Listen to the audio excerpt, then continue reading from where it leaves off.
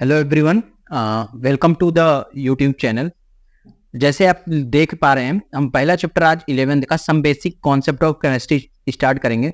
YouTube पे बहुत lecture पड़े होंगे, लेकिन हम इस पूरे चैप्टर को मात्र और मात्र 37 पॉइंट पूरे 37 पॉइंट में कवर करा देंगे। केवल और केवल बोर्ड के लिए है, जो गवर्नमेंट स्कूल में बच्चे पढ़ते हैं उनके लिए पॉइंट है सारा। मात्र 37 पॉइंट। अभी एग्जाम्स चल रहे हैं हाफ ईयरली में, तो हमको बस इतना ही करना है कि बच्चे पास हो जाएं। जो अभी कुछ नहीं पढ़े हैं, प्लीज एक बार फोकस करके इसको देख सकते हैं, क्योंकि गवर्नमेंट स्कूल, प्राइवेट स्कूल, अभी सब हाफ ईयरली एग्जाम्स आने वाले हैं, तो उनके लिए बहुत इंपॉर्टेंट होगा।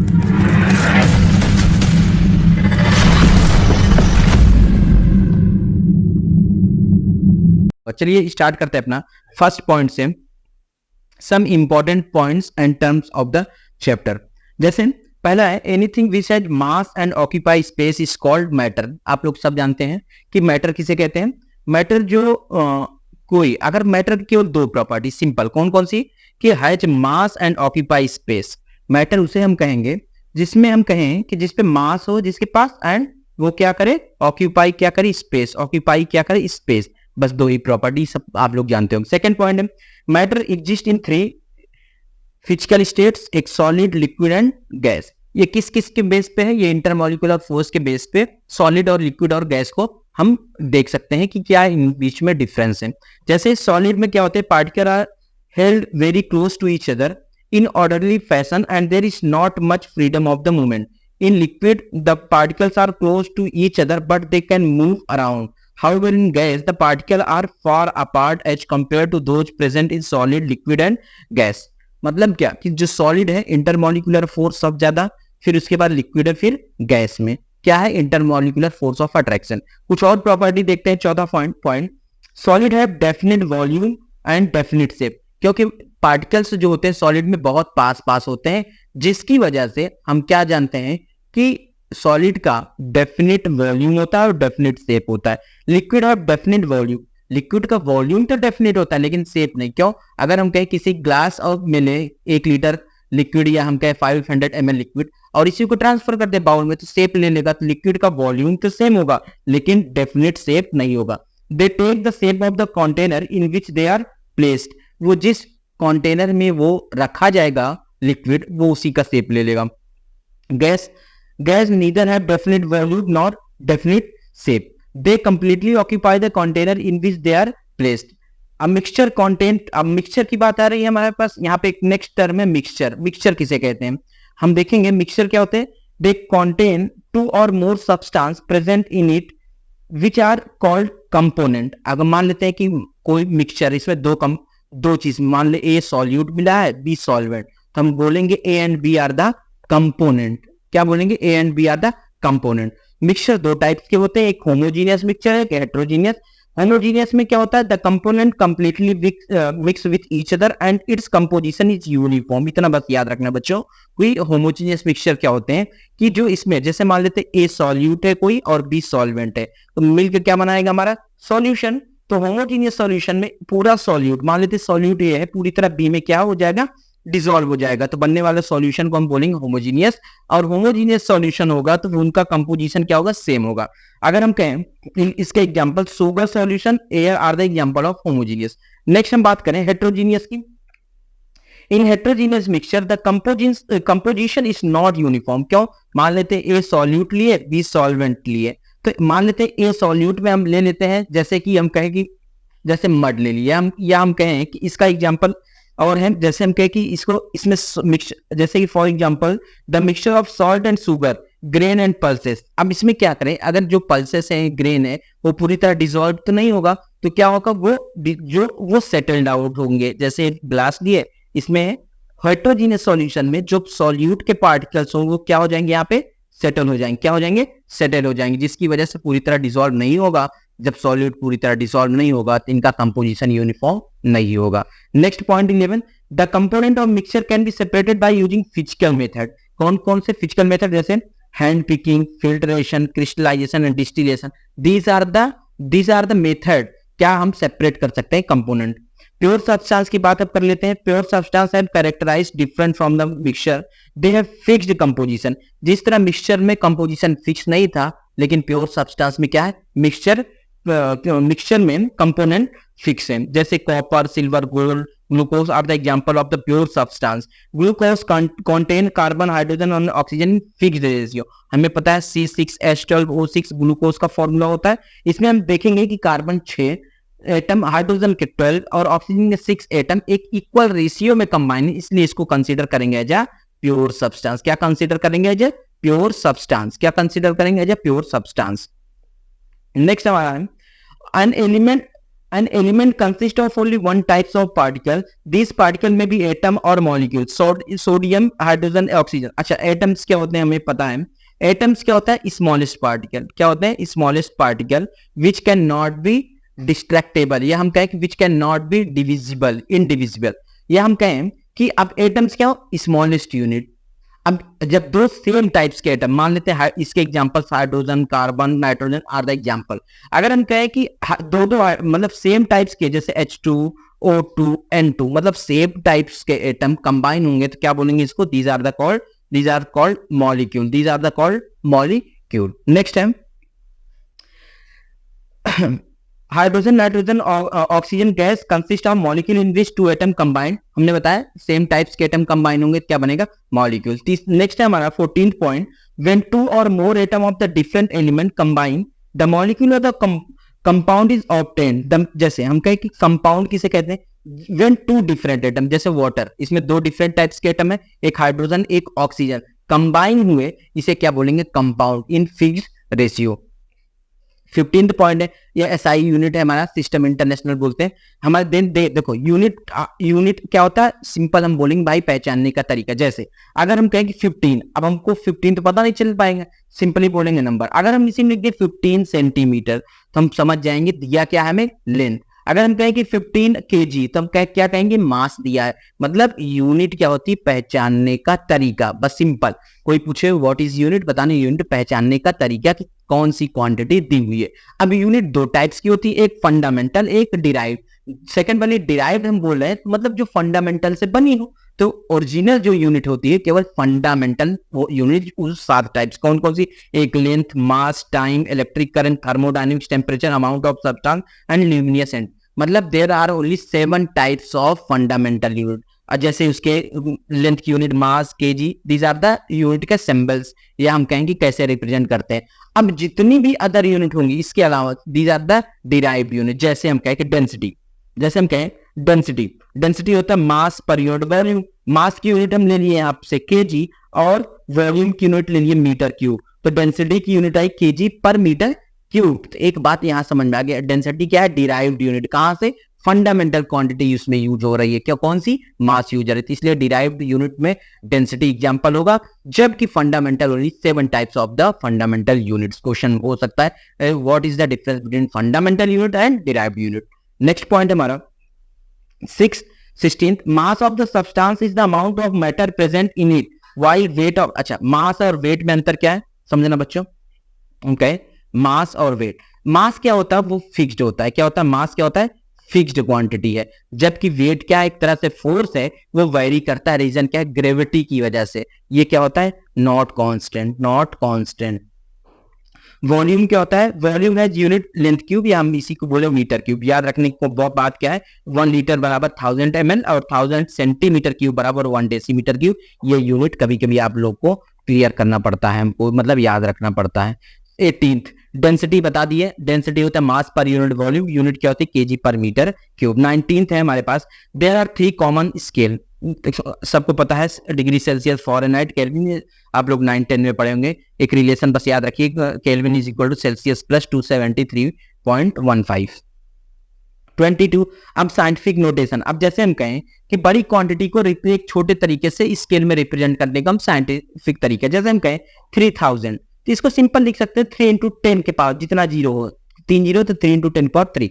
इसको हम बोलेंगे 3000 को साइंटिफिक नोटेशन में लिख दिए, मतलब 10 के पावर में हम किसी वैल्यू को रिप्रेजेंट कर देते हैं। अच्छा, अब हम कहें कस वी कैन राइट, अगर हम कहें 232.50, इसको लिख सकते हैं क्या? Point 2 digit. अगर हम कहें लेफ्ट हैंड साइड है तो पावर 2 हो जाएगा। Note while writing the decimal had to be moved. यही चीजें आप लोग को पता है। Next, significant figure are meaningful digit. अच्छा, सिग्निफिकेंट फिगर क्या होता है? जैसे हम कहें कि इसमें 11.2 है, तो इसमें दो चीजें, 11 इसमें जो है सर्टेन वैल्यू और 0.2 क्या अनसर्टेन। अगर हम कहें कि बच्चों हम लिख दिए कि 114.4, तो इसमें हम बोलेंगे जो पॉइंट के डेसिमल के पहले उसे बोलेंगे सर्टेन नंबर डिजिट, इसको बोलेंगे अनसर्टेन डिजिट। अच्छा, अब देखो सर्टेनिटी और अनसर्टेनिटी को प्लस माइनस वन से रिप्रेजेंट कर सकते हैं।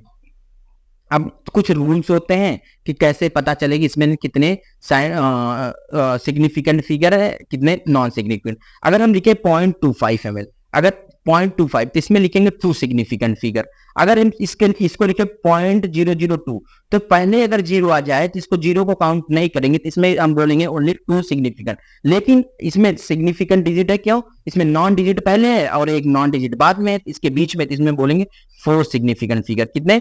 Four significant figure. Next, these are the example. अब 1.0 इसमें हम बोलेंगे थ्री सिग्निफिकेंट फिगर है। रीजन क्या है कि अगर हम कहें कि 1 के बाद दो डिजिट आ रहा है तो जीरो, तो इसको बोलेंगे कि इसमें कितने सिग्निफिकेंट फिगर है? तीन सिग्निफिकेंट। क्यों? नॉन डिजिट के बाद दो जीरो आ रहा है, तो इस क्वेश्चन आता है सिग्निफिकेंट और non significant figure. Counting number of the object, example 2 ball, these are the simple to, इसको रिप्रेजेंट करने का तरीका है 25 पॉइंट। अब हमारे 5 लॉज हैं। Law of conservation of mass क्या होता है? मास can neither be created not be destroy. और लॉ ऑफ डेफिनिट प्रोपोर्शन क्या बोलता है? State that given compound always contain exact number of the same proportion of the element by weight. हम कहें कि जैसे लिए वाटर H2O, तो हम देखेंगे कि इसका जो रेशियो आएगा हमारा 2:16 इसको मास का, 1:8।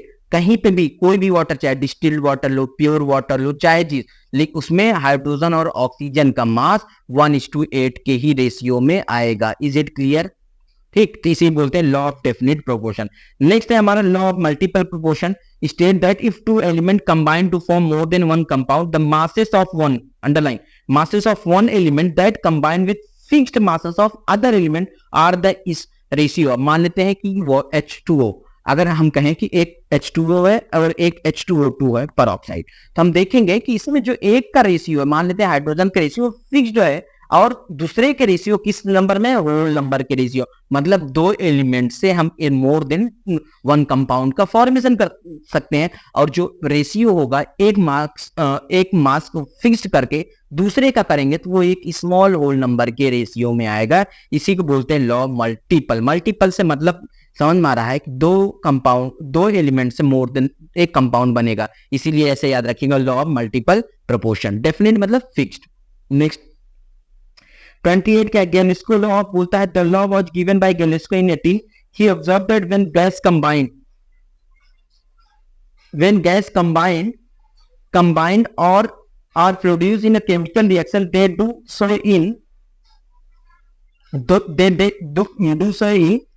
or produce in a chemical reaction simple ratio by volume, provided all the gas are in the same temperature and pressure। provided temperature and pressure क्या होगा? same। in 1981 in 1811 Avogadro proposed that equal volume of the gases at the same temperature and pressure should contain equal number of the molecule। Avogadro ने एक बोला था कि अगर जितनी भी गैस अलग अलग ले लें, लेकिन अगर उस सेम टेम्परेचर प्रेशर पे अगर बात करेंगे तो वो क्या इक्वल नंबर ऑफ मॉलिक्यूल इसमें होंगे। नेक्स्ट पॉइंट हमारा है 30 in 1808 डेल्टन। कुछ रूल्स है, जैसे उन्होंने बोला था matter consist of individual atom. Question आता है कि डेल्टन्स की थ्योरी लिखो या पोस्टुलेट। तो पहला पोस्टुलेट है matter consist of individual atom. Individual atom होते हैं मतलब डिवाइड नहीं हो सकते। All atom given element have identical property होती है। Compound are form when atom of different element combining fixed ratio. Chemical reaction in reorganization of atom, these are neither created. हम बताए थे law of conservation of mass क्या होता है? Neither be created not be destroyed. Dalton's theory could explain the law of chemical combination को explain कर पाई थी। Next point है हमारा वन एटॉमिक मास यूनिट क्या होता है? वन एटॉमिक मास क्वेश्चन आएगा, डिफाइन 1 AMU। क्या? Define 1 AMU। क्या लिखो? One atomic mass unit is defined as the mass exactly equal to 1/12 of the mass of the carbon 12। अब 1/12 और कार्बन 12 बच्चों नहीं समझ में आ रहा होगा, एक इसमें जैसे हम एक टर्म बोले आइसोटोप्स। क्या बोले? आइसोटोप्स क्या होता है? जैसे हम कार्बन 12 12 लिए, कार्बन 13 लिए, कार्बन 14। सेम एलिमेंट जब डिफरेंट मास में एग्जिस्ट करते हैं उसे हम बोलेंगे आइसोटोप। तो जब 1 MeU 1 एटॉमिक मास यूनिट निकाला गया तो कार्बन के 12th वाले आइसोटोप का लिया गया। क्या होता है एग्जैक्टली जब 1/12 मान लेते हैं, कार्बन 12th एलिमेंट लिए, कार्बन 12th का 1/12 ले लिए, वही तो 1 AMU हुआ। कुछ क्वेश्चन आता है व्हाट डिफाइन 1 AMU। नेक्स्ट हमारा molecular mass is the sum of atomic masses of the element present in molecule. It is obtained by the multiplying the atomic mass of each element by number of atom and adding together. Simple add, जैसे हम कहें CCl4 है, atomic mass निकालेंगे तो हम carbon का 12 plus molecular mass निकाल, chlorine का 35.5 मल्टीप्लाई बाई 4। तो हम जितने भी एटम प्रेजेंट है उस कंपाउंड में हम क्या करते हैं, उनका मासेस को सम कर देंगे तो क्या निकल जाएगा, मॉलिक्यूलर मासेस। नेक्स्ट हमारा 33, द मोल इज द, अच्छा मोल क्या होता है, सिंपल एक, जैसे हम कहें कि 1 मोल एनीथिंग किसके बराबर होगा, 6.022 इंटू 10^23। इस वैल्यू को एवोगैड्रो वैल्यू बोलते हैं या Na बोलते हैं, एवोगैड्रो नंबर बोलते हैं। रीजन क्या है, एवोगैड्रो ने बोला था। तो एक 1 मोल क्या है, अमाउंट ऑफ सब्सटेंस की यूनिट है। अमाउंट ऑफ सब्सटेंस क्या है, एक फंडामेंटल क्वांटिटी है। तो 1 मोल में कोई अगर वैल्यू लोगे तो 6.22 इंटू 10^23, ये एवोगैड्रो ने दिया था। अब मोल निकालने के बच्चों बस 3 फॉर्मूला अच्छे से याद रखना। पहला, जैसे हम कहें, पहला फॉर्मूला निकालना, पहला है जब हम कहें कि गिवन मास हो, पहला सिंपल गिवन मास, क्या गिवन मास होगा तो क्या करोगे, n बराबर, n क्या है, मोल है, यहाँ क्या है, n क्या है, मोल, मोल है n। तो कैसे निकालोगे, given mass upon molar mass कर देना, mm कर देना। सेकंड फॉर्मूला है जब वॉल्यूम दिया हो, वॉल्यूम दिया हो तो नंबर ऑफ मोल्स निकालने का फॉर्मूला वॉल्यूम डिवाइड बाय 22.4 कर देना, सिंपल। तीसरा, अगर पार्टिकल्स दिया हो, पार्टिकल्स को हम n से दिखा रहे हैं, क्या दिया है, n, तो number of moles n upon क्या कर लेंगे, Na कर लेंगे, n अपॉन Na। Na क्या है, एवोगैड्रो नंबर। बस बच्चों यही 3 फॉर्मूला आप याद रखिएगा, गारंटी बता रहा हूं मोल के क्वेश्चन हो जाएंगे, मोल के क्वेश्चन हो जाएगा। नेक्स्ट हमारा है सिंपल बता दिया 1 मोल बराबर क्या होता है, फॉर्मूला। नेक्स्ट हमारा इंपीरिकल फॉर्मूला क्या होता है, सिंपल याद रखिएगा बच्चों, इंपीरिकल फॉर्मूला और मॉलिक्यूलर फॉर्मूला। जैसे हम कहें कि C2H6 और एक लिखे CH4, क्या लिखे, CH4, सिंपल। हम कहेंगे जो CH4 है वो इस इंपीरिकल फॉर्मूला, C2H6 क्या है, एक मॉलिक्यूलर फॉर्मूला है। तो रीजन क्या है कि जो इंपीरिकल फॉर्मूला होता है वो स्मॉलेस्ट होल नंबर रेशियो बताता है कि कितने एटम्स प्रेजेंट हैं, जबकि मॉलिक्यूलर फॉर्मूला बच्चों ये बताता है कि एग्जैक्ट नंबर ऑफ एटम्स हमें बताता है। सिंपल याद रखिए, इंपीरिकल फॉर्मूला हमारा स्मॉलेस्ट होल नंबर रेशियो बताता है, जबकि हमारा जो हमारी मॉलिक्यूलर फॉर्मूला उसमें एग्जैक्ट नंबर ऑफ एटम हमें बताता है। Molecular formula so exact number of different types of atom present या कंपाउंड, जबकि वो स्मॉलेस्ट होल नंबर बताता है हमारा कितने एटम्स हैं। सिंपल याद रखिएगा। और एक फॉर्मूला दे रहा हूं आपको, मॉलिक्यूलर फॉर्मूला होता है n इंटू इंपीरिकल फॉर्मूला, ये याद रखिएगा। क्या है n, क्या है यहाँ पे, n नेचुरल नंबर जिसकी वैल्यू 1 2 3 डॉट डॉट डॉट हो सकता है, ठीक है। ये फॉर्मूला निकालने का तरीका है। 35, many time the reaction are carried out in reactant. अच्छा ये पॉइंट, लिमिटिंग रिएजेंट क्या होता है, जैसे सिंपल पूछा जाएगा, आता है question, what is limiting reagent. Limiting reagent, limiting reagent, मान लेते हैं कोई रिएक्शन है, मान लेते हैं कोई रिएक्शन है, सिंपली मान लेते हैं कोई रिएक्शन है, A plus B give C। तो हम देखेंगे कि जो A और B क्या है, these are the reactant, left hand side क्या होते हैं, रिएक्टेंट। जो A एंड B जब दोनों कंबाइन हो गए C बनेगा। मान लेते हैं इसमें B जल्दी कंज्यूम हो गया, B जल्दी कंज्यूम होके प्रोडक्ट बन गया। हम जो जल्दी रिएक्शन में कंज्यूम हो जाए उसी को हम क्या बोलेंगे, लिमिटिंग रिएजेंट। क्या बोलेंगे, सिंपल लिमिटिंग रिएजेंट बोलेंगे। नेक्स्ट हमारा 36, मास परसेंटेज क्या होता है सॉल्यूशन निकालने का, mass of solute, mass of solute upon mass of solution into 100। Simple, अगर कोई पूछे 10% ऑफ सॉल्यूशन, समझ जाना इसमें कि 10 ग्राम ऑफ सॉल्यूट प्रेजेंट है 90 ग्राम ऑफ सॉल्वेंट में। लास्ट पॉइंट हमारा मोल फ्रैक्शन। देखियो यहाँ पे मोल फ्रैक्शन है बच्चों, तो मोल फ्रैक्शन का मतलब समझ जाइएगा आप लोग, यहाँ पे इट इज रेशियो, जहां रेशियो शब्द आ जाए वहां यूनिट नहीं होता। सिंपल क्या होता है, मोल फ्रैक्शन ऑफ सॉल्यूट निकालना है तो number of moles of solute, solute divide किसे कर देंगे, टोटल नंबर ऑफ मोल्स है, टोटल नंबर ऑफ मोल्स। देखो ऊपर भी मोल्स नीचे भी मोल्स, तो कैंसिल, इसलिए इसकी यूनिट नहीं। इसी तरह अगर हम सॉल्वेंट का निकालें, अगर हम इसका सॉल्वेंट का निकालें, सॉल्वेंट का निकालें, number of moles of solvent divide by total number of solvent, total number of moles of component मतलब एक चीज क्लियर हो गई कि मोल फ्रैक्शन क्या होता है, इट इज द रेशियो है, इट इज रेशियो है। आई होप ये वीडियो आप लोग को बहुत पसंद आया होगा। 37 पॉइंट में हम कवर कर दिए पूरा इंटायर चैप्टर। प्लीज एक बार आप लोग देखिएगा। Thank you.